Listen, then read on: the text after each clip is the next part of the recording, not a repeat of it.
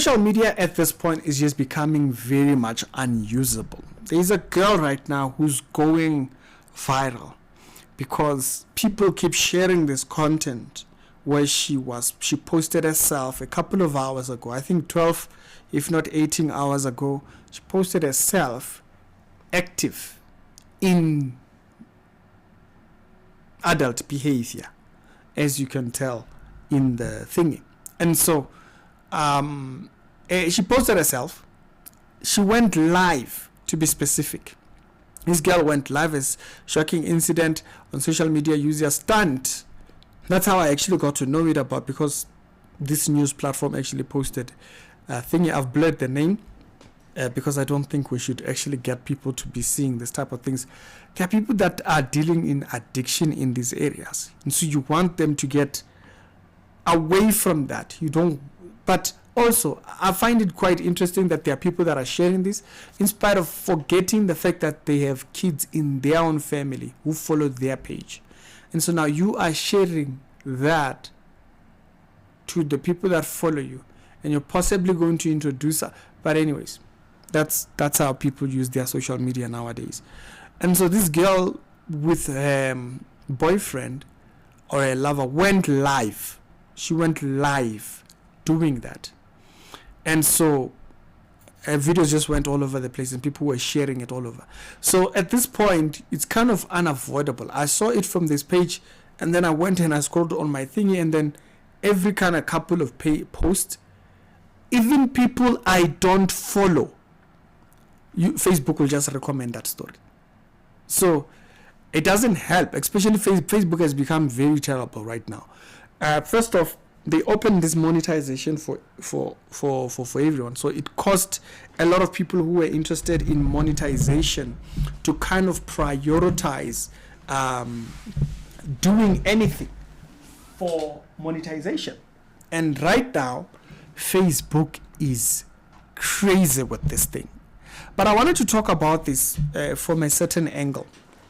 Not just for Christians, but for everyone else. I think there's something that people don't understand about how God created us, or how God created humans, and in how he sees them, and in how he wants us to see ourselves. This is Romans chapter number 6, verse number 12 and 13. Listen to this verse right here. It says, therefore, do not let sin reign in your mortal bodies, so that you obey its desires. Okay? So a lot of people like talking about habitual sin and all that kind of stuff. And they speak about habitual sin in the sense that it's a sin that someone keeps going back to and stuff. And then they will make it as if you are not saved if you have that. But that's not necessarily how the Bible speaks about it. The Bible speaks about it within this tone, allowing sin to reign in your mortal bodies. So it's a way, it's not putting it within the context of, by the way, if you have a sin that you continuously allow, you're not saved. So it's contrary to how they put it. What it's saying is, don't let.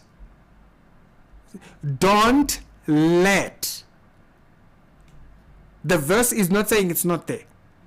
Or like, by the way, this person is a Christian, they don't have a sin that is dominant in their thing. No, that's not what it's saying. It's saying you don't let it. It's not saying that a Christian doesn't have it. It's saying do not allow that to be the case. Do not let sin to reign in your mortal bodies so that you obey its desires. Meaning, seek to take control. Come to a place where you take control and don't be controlled by it. It says, do not present the parts of your body to sin as instruments of wickedness. Ooh. Now, why is that important? In the video where we were speaking about part 2, where we're speaking about escaping addiction and porn addiction and all those things, I spoke about this part where you have instruments of desire, like things that a person like, whether be they like big backsides, they like women who look like this, they figure 8, figure 9, whatever it is that the person likes, thighs, whatever, big bosom, whatever. It don't matter. Notice what the verse says. So if it is the men who are, gym people, gym bros, you are a gym bro, you are there lifting and all that type of stuff, or you are a lady who is either working on your body to be fit. It says, be careful how you present your body. That's what he says. He says, do not present the parts. Okay, so right there, there are people who worship their backside. There are women who worship their backside. Do not present the parts of your body to sin as instruments of wickedness. How is a body part become an instrument of wickedness? Because nowadays you'll notice that because there's entire pages on Facebook where you have never even heard the voice of this person. All they do is post their backside. That's all. Why? Because their backside has become an instrument of wickedness. It is not. You are presenting your body part as an instrument by which others should lust towards. It's like, forget everything else. Boom! That's what I want you to obsess about. And so at that point, the body part is being used as an instrument of wickedness in that it draws the person away from things. Okay? The Bible is not saying don't look beautiful. The Bible is saying be careful using your body for another person. So it's kind of like, don't be a porn addiction. It's kind of like what he's saying. As an instrument of wickedness, but present yourselves to God as those who have been bought from death to life, and present their parts, there you go, of your body to Him as instruments of righteousness. Now, someone might say, okay, so this is maybe in worship only. No, it's in everyday life. When he says present your bodies as to God, remember, we are in service to God as we are in service to people. How we serve people is how we are also in service to God. Yes, there is worship to God. There is that. But also, while we are in service to others, we are also in service to God. It's very important we have that context. He tells you the reason. He says, for sin shall not be your master. It shouldn't become the thing that controls you. Hey, you know what? Don't have money. I'm going to use my body and my body parts in specific in order to. It says it should not be that. He says because you are not under thingy. It says but you are under the law. So you should not allow. We shouldn't have to be calling out.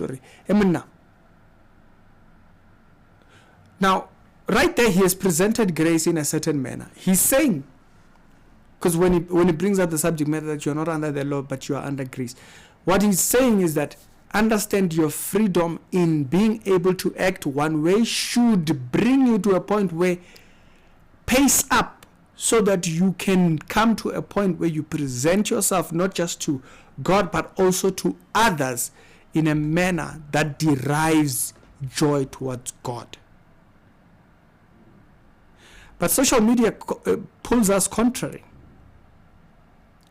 Like a story like this of this lady who's decided to publish herself in this manner. It's all over the place. You go Facebook, even pages you don't follow, they will start suggesting pages you don't even follow.